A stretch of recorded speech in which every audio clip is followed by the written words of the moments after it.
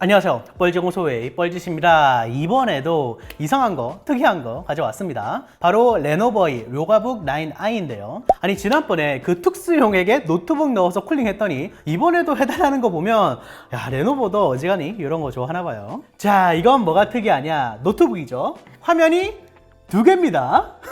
근데 사실 레노버가 이런 듀얼 디스플레이 시도를 많이 하긴 했어요. 이제 뭐 거의 완전판인 거죠. 얘는 요가라고 그 유명한 리전 게이밍 말고 다른 라인업이고요. 이번이 8세대라고 해요. 한 1년 전에 요가 슬림 99라고 그 요가 7세대 대표 라인업인데 상단이 유리컵으로 된 거 보여드린 적 있죠. 이번 세대는 또 완전 다르게 내놨어요. 자, 일단 2.8K의 13.3인치 16:10 퓨어 사이트 올레드 디스플레이 두 개가 붙어있는 구성이고요. 세계 최초 풀사이즈 올레드 듀얼 스크린 크리에이터 노트북이라고 합니다. 이게 세계 최초가 아니면 뭐겠어. 상상만 했던 거를 대단합니다. 근데 이게 생각보다 괜찮아서 더 놀랐습니다. 일단 작고 가볍죠. 이게 1.34kg 밖에 안 해요. 화면은 뇌절이지만 겉으로 볼 때는 되게 얌전하고 뭐 조세 같은 것도 지문도 잘 안 묻는 재질의 이 시그니처 색상인 뭐 타이탈 틸 색상도 뭐 세련스럽고 괜찮죠. 풀 알루미늄입니다. 그리고 이게 뭐 탄소 중립 인증까지 받았다고 해요. 친환경까지 챙겼다는 거죠. 가장 중요한 건 이걸로 뭘 할 수 있냐는 건데 상상하는 거 다 할 수 있어요. 노트북이 꺼진 상태에서 들어 올리면 자동으로 켜지는 플립 투 부트가 들어가 있고요. 이렇게 화면이 딱 들어오죠. 여담인데 이게 위만 잡으면 약간 아슬아슬한 무게 하중을 가지고 있습니다. 자, 이렇게 윈도우까지 상당히 빠르게 진입되는 걸 볼 수 있고 뭐 웹서핑 할 거야. 일단 위아래 다 터치가 되고요. 이 검색을 하려면 키보드가 있어야 되잖아요. 여기서 8손가락으로 이렇게 슉 하면 야 키보드가 나옵니다. 그냥 노트북처럼 트랙패드도 있고요. 좌우 클릭되고 심지어 이거 소리 들려요? 햅틱 진동이 들어가 있어서 이 키보드도 타이핑하면 반응이 와요. 멀티터치도 지원하고 팜 리젝션도 지원하기 때문에 손목이 화면을 누르고 있어도 타이핑이 되죠. 그 가끔씩 팜 리젝션이 잘 안 될 때가 있는데 그럼 8손가락으로 이렇게 내리면 됩니다. 아니 그럼 트랙패드는 어디 갔어? 세 손가락으로 터치하면 나와요. 크기 조절도 이렇게 되고 좌클릭 우클릭 모두 다 잘 되죠. 그래도 화면에서 치는 게 불편하지 않냐? 뭐 생각보다는 간단하게 타이핑하기 나쁘지 않고 그리고 노트북을 사면 실물 키보드를 주거든요. 요걸로 치면 됩니다. 블루투스 5.1로 연동되고요. 위쪽에 이제 뉴스나 이런 위젯이 뜨는데 이따가 자세하게 말씀드리고 기본적으로 자성이 좀 있고 아까 가상 키보드처럼 위에도 붙어요. 밑에 트랙패드 여기를 누르면 여기 아예 화면 밑 전체를 트랙패드로 쓸 수도 있고요.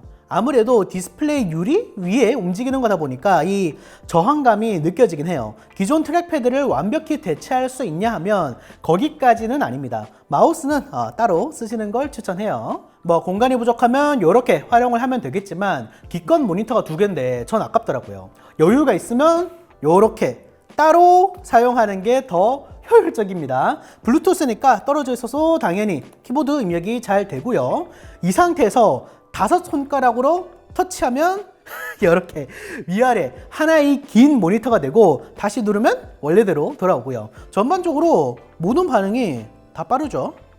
터치가 되니까 펜도 됩니다. 뭐 펜도 기본으로 다 주고요. 4096 필압인데 뭐 평범해요. 근데 항상 말씀드리지만 윈도우 환경에서 펜은 그냥 참고용으로만 쓰세요. 이걸로 뭐 그림을 그린다거나 뭐 그런 건 안 됩니다. 펜 액션도 있는데 일단 근처에 펜이 있다? 그럼 노트 앱이 자동으로 실행되고 오른쪽 구석에서 이렇게 싹 올리면 뜨고요. 요게 근데 뜨는 속도가 조금 느려요. 그래서 이게 인식이 안 된 건지 켜지고 있는 건지 헷갈릴 때가 있는데 테스트 해보니까 대부분은 켜지고 있는 거더라고요. 대충 쓸어 올려도 다 켜지는 걸 볼 수 있죠. 이 상태에서 왼쪽 구석에서 올리면 이렇게 캡처가 되고요.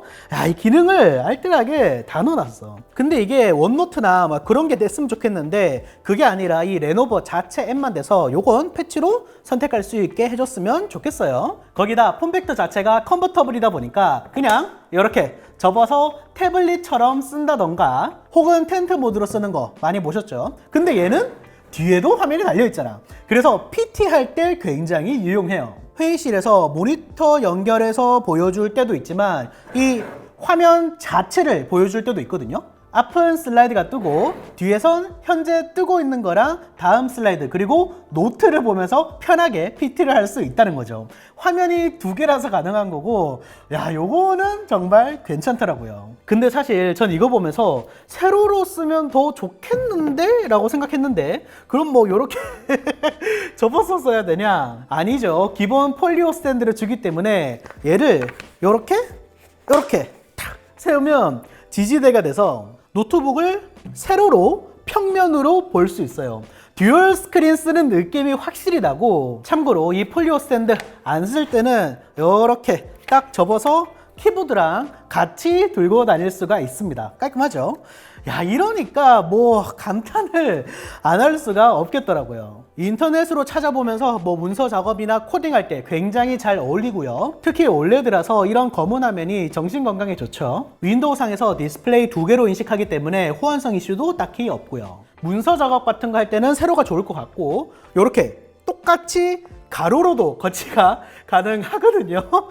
와, 밑에 있던 바닥이 올라오니까 훨씬 보기 좋고 이건 그냥 데스크톱 쓰는 느낌이 그대로 나더라고요. 지지하는 것도 스탠드가 앞을 물리적으로 막고 있기 때문에 웬만하면 무너지지도 않고요. 이 뒤쪽도 상당히 견고하게 버티고 있죠. 위에 화상회의를 켜두고 밑에 문서를 본다던가 강의나 영상 전체 화면으로 보면서 밑에 카톡, 인터넷 이런 딴짓 한다던가 간단한 캐주얼 게임 하면서 공략을 본다던가 음악을 듣는다거나 이런 거 다 할 수 있다는 말이죠. 그리고 세심한 게 왜 밑에 화면을 쓰다가 가상 키보드를 켰어. 그럼 원래 있던 네이버 창 위에 뜨는 거기 때문에 이렇게 가리잖아요. 자, 근데 이 상태에서 위에 있는 화면이 엣지 창을 딱 키면 바로 위로 올라가요.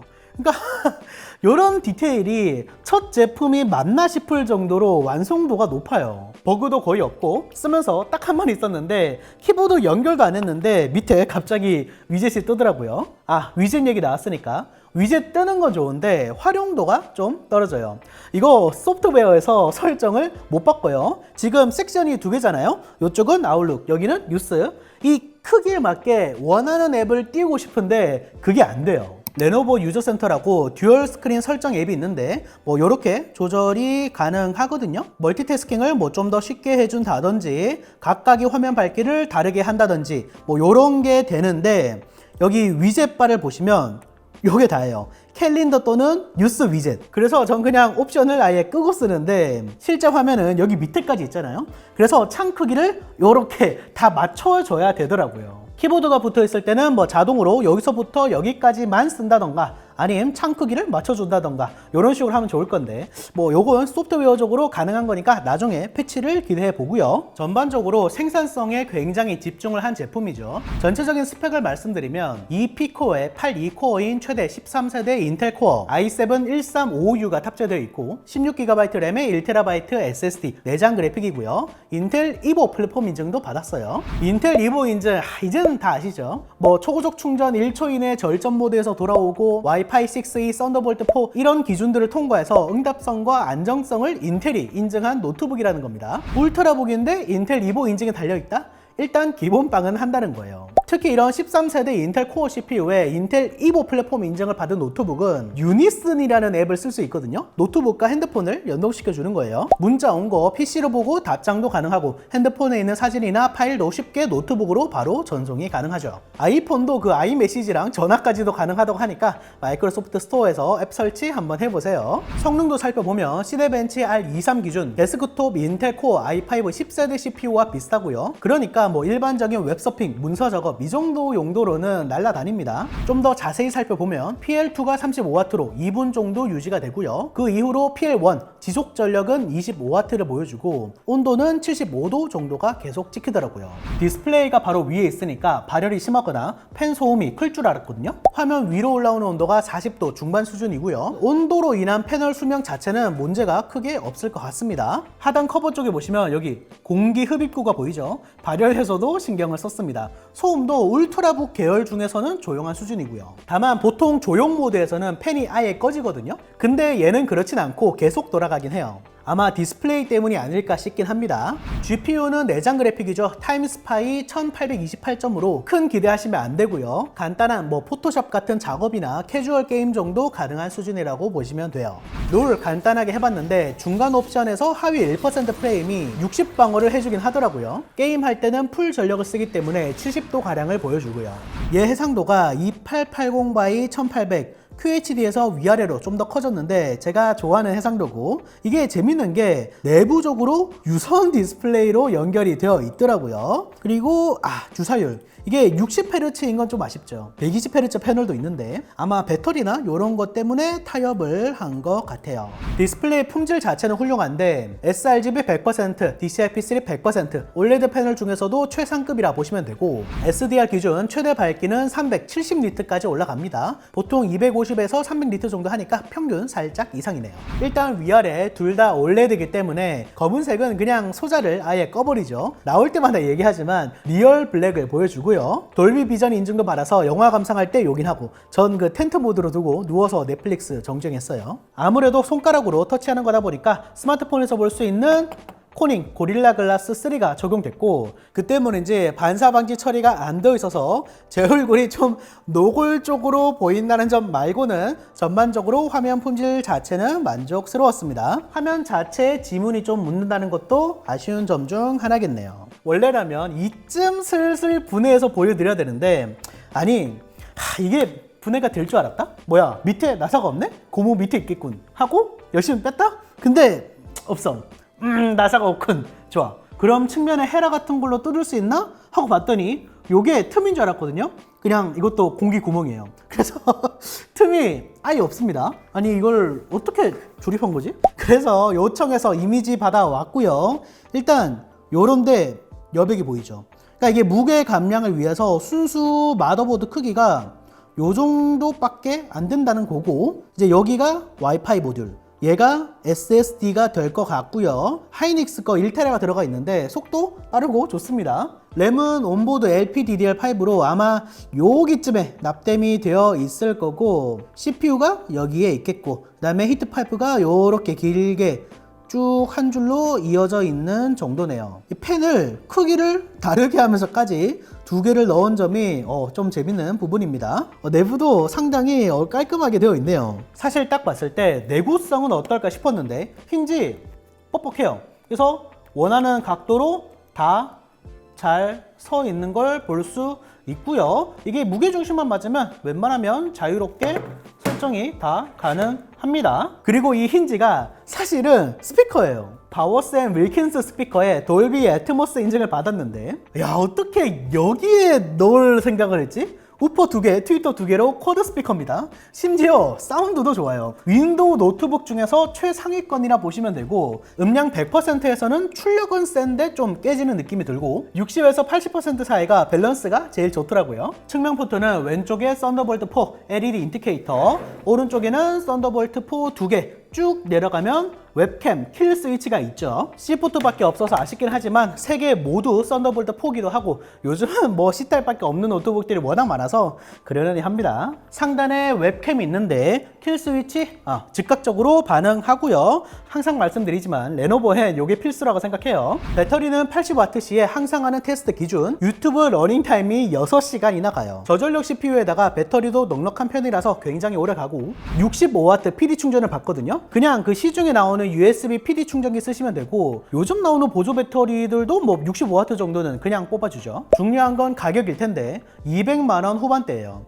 절대적인 가격대는 좀 있긴 하죠. 근데 의외로 나쁘지 않다는 생각이 드는데, 다른 노트북에는 일단 없으니까 뭐 이런 시도를 한다는 거에 대해서 제가 좀 후하기도 하고, 회사 입장에서도 리스크 비용이 크겠죠. 기본적으로 보증도 3년이고 레노버가 ADP라고 우발적 손상 보장이라는 게 있거든요. 실수로 떨어뜨리거나 물 쏟거나 하는 고객 과실에까지도 AS를 해주는 서비스인데, 이게 들어간다 해도 보통 1년짜리거든요. 얘는 3년입니다. 레노버 공식 서비스 센터에서 받을 수 있고 QR코드 요거 넣어달라고 하더라고요. 궁금하신 분들은 한번 들어가 보세요. 자, 결론적으로 조금만 더 하는 부분들은 있었지만 전 마음에 꽤 들었어요. 듀얼 모니터를 들고 다니는데 크기가 A4 용지 정도 요 안에 쏙 들어가죠. 서류 가방에 그냥 들어간다는 거고, 이 노트북이랑 뭐 키보드 스탠드 요런 거 다 합쳐도 1.8kg 밖에 안 돼요. 풀사이즈 OLED를 듀얼 스크린으로 넣을 생각한 것도 웃기고, 그러면서 하드웨어나 소프트웨어나 둘 다 괜찮았고요. 대부분의 상황에서 일반적인 울트라북보다 더 좋아요. 특히 멀티태스킹을 주로 하신다면 올라운드로 쓸 수 있을 겁니다. 여기에 하드웨어 가속용으로 뭐 외장 그래픽, 저성능이라도 달린 거 나오면 좀 더